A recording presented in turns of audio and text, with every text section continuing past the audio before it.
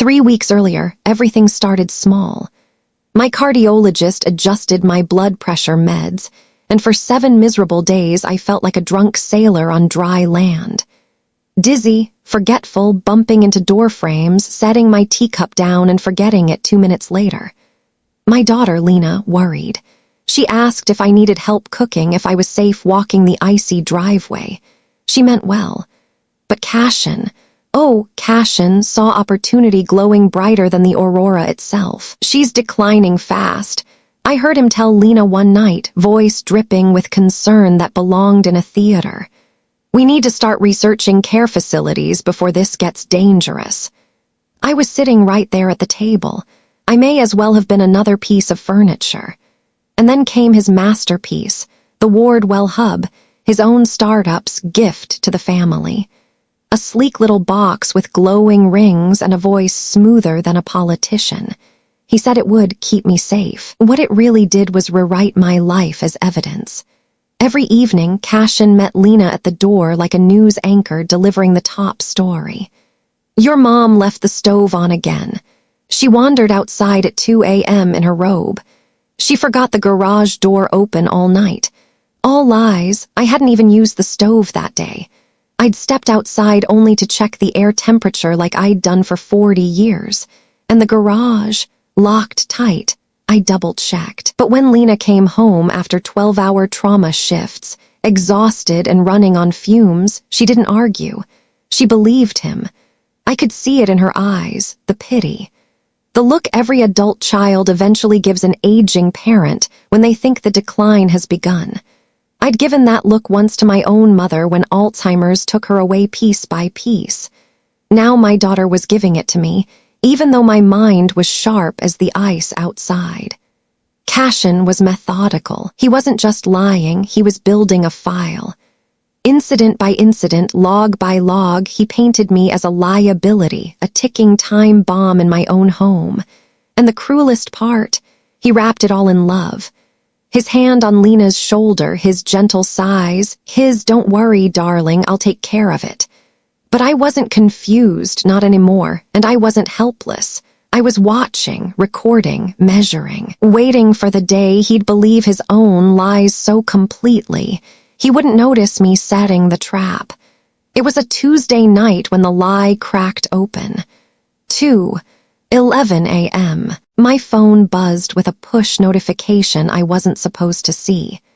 Guardianship intake approved. Provisional hearing scheduled Friday, 10:00 a.m. Petitioning guardian, Cashin Ward. I read it 3 times. My chest went ice cold. He hadn't just been gossiping to Lena. He'd filed the paperwork to legally strip me of my rights, turn me into a ward of his care, which meant total control over my house, my accounts, even my medical choices. Cashin must have thought his shiny hub system would cover the evidence. Fake logs, false incident reports, AI summaries that turned me into a liability. He probably thought I'd never see the notification. But arrogance always leaks. That night I sat up in bed, my engineering brain spinning like turbines. If the system was lying, then I needed proof outside the system. So the next morning, while Cashin was busy in his ice bath ritual, I clipped a data logger onto the Wardwell Hub's power line. Old-school analog timestamping. Nothing cloud-based, nothing editable. It would catch every packet injection, every silent update, every lie he fed into the machine. Within hours, the logger was singing. Surges at 2:03 a.m., 4:17 a.m., right when Cashin claimed I'd been wandering. He wasn't documenting reality, he was manufacturing it. Still, proof alone wasn't enough. I needed someone who could move faster than Cashin's lawyers, someone who knew predators like him. So I called Lee Park, retired Coast Guard captain, my late husband Jonah's closest friend.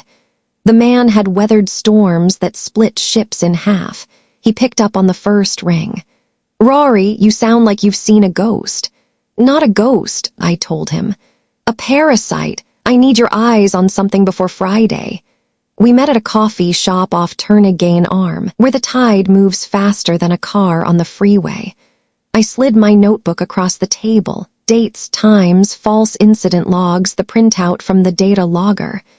Illy studied it like a map before a rescue mission. His brow furrowed deeper with every page. Then he looked up. "Cashin's not just gaslighting you," he said. "He's staging a full-blown medical legal coup, and he's got allies." He was right. Cashin wasn't working alone. In his call logs, I saw the name Dr. Yelena Morozov, a psychiatrist on his company's payroll. The same doctor who had evaluated me through a glitching video call where half the audio mysteriously cut out. And now, she was set to testify that I was a danger to myself. I gripped my tea so hard the paper cup buckled, but Ali's eyes never wavered. "You don't fight men like this by begging them to stop," he said. "You catch them in their own net, clean, public, with witnesses they can't intimidate." For the first time in weeks, I felt something sharp and alive inside me. Not fear, not confusion. Hope mixed with the steel taste of war. By Thursday morning, Cashin thought victory was in his pocket. He strutted through the house humming like a man rehearsing his acceptance speech. "Today's a big step, Rory. You'll finally be safe." Safe. That word rolled off his tongue like poison wrapped in honey. Instead of taking me to court straight away, he insisted on a stop at his pride and joy, the Aging Well studio. A showroom disguised as a wellness spa, full of white walls, fake bamboo, and machines with names like Neurocom and Cryo Serenity. He told Lena it was just pre-hearing stabilization. But what I saw was a coffin with LEDs. The centerpiece was a cryotherapy capsule. Cashin tapped the chrome lid like a salesman. "It helps agitated minds reset, perfect before the judge meets you." Lena's hands twisted together. Her eyes begged me to cooperate to avoid conflict. She didn't know the cavalry was already in position. Because while Cashin played caretaker, Detective Ineacute's Rayner and Ali were waiting behind a frosted door. They had the warrant, the mirrored server logs, the pharmacy report. Every lie Cashin had built was about to collapse under its own weight. I pretended to hesitate. Maybe I should freshen up first. I slipped into the hallway. That was the signal. Detective Rayner nodded once, stone-faced. Illy adjusted the little bridge device in his coat pocket, ready to jack into the studio's console. When I came back, Cashin was holding the capsule door open like a knight with rotten armor. "Rory, let's make this easy. Step inside, we'll all feel better." I tilted my head. "Before I do, tell me something. Who pushed patch 7? 19 at 2:03 a.m. Tuesday, the one that rewrote my balcony logs." For half a heartbeat, his mask slipped. His jaw twitched. Then the grin snapped back on. "You must be mistaken. Technology is confusing at your age." That's when Detective Rayner stepped out, badge flashing like a blade. "Mr. Ward, we have evidence of falsified telemetry, unauthorized sedative distribution, and fraudulent guardianship filings." Step away from the console. The color drained from his face, but he tried to laugh it off. "This is a misunderstanding. My company saves lives." Illy plugged the forensic bridge into the tablet, and there it was, clear as northern daylight, log entries with Cashin's developer key, orders for sedatives shipped under compliance pods, and chat threads with Dr. Morozov arranging the sham evaluation. Lena stared at the screen, then at her husband. "You told me Mom wandered outside. You told me she forgot the stove. Her voice cracked. "You poisoned her." Cashin lunged forward, voice desperate now. "Baby, I did this for us, for our future. Your mother's a burden." The word hung in the air like a gunshot. Burden. That's when I stepped between them. "You miscalculated, Cashin.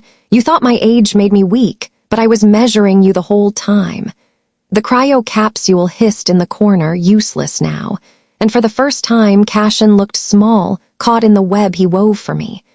Cashin's smooth voice finally cracked when the handcuffs closed around his wrists. Lena, don't listen. She's delusional, they're twisting everything. But Lena wasn't looking at him anymore. She was staring at the forensic logs, the sedative shipments, the text messages about my life insurance. Her hands stopped shaking. Her voice didn't. You called my mother a burden, you tried to erase her, and you thought I'd never see the truth. Get out of my life, Cashin, forever.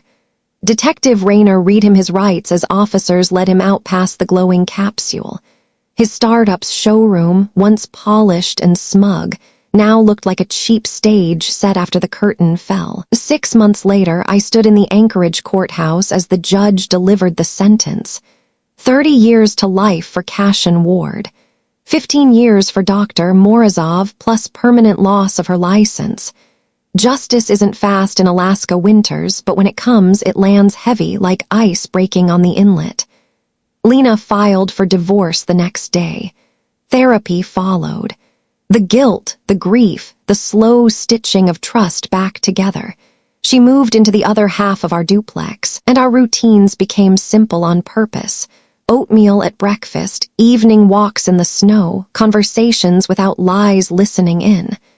One evening, the Aurora Tour opened the sky again, green fire dancing over the rooftops. Lena handed me a mug of tea, her eyes brighter than they'd been in years. Mom, she said softly, how did you know to fight him? I smiled. I didn't know, I measured. He wanted me to doubt myself. But I trusted my instruments, my notes, my instincts, my truth. That's what saved me. She squeezed my hand, and for the first time since this nightmare began, I felt peace settle over us. Because here's what Cashin never understood. You can forge logs, falsify tests, even poison a cup of coffee. But you cannot erase a woman who still knows how to build her own proof. He underestimated me, and that was his fatal error. Sparkles, nobody gets to rewrite our lives without one hell of a fight.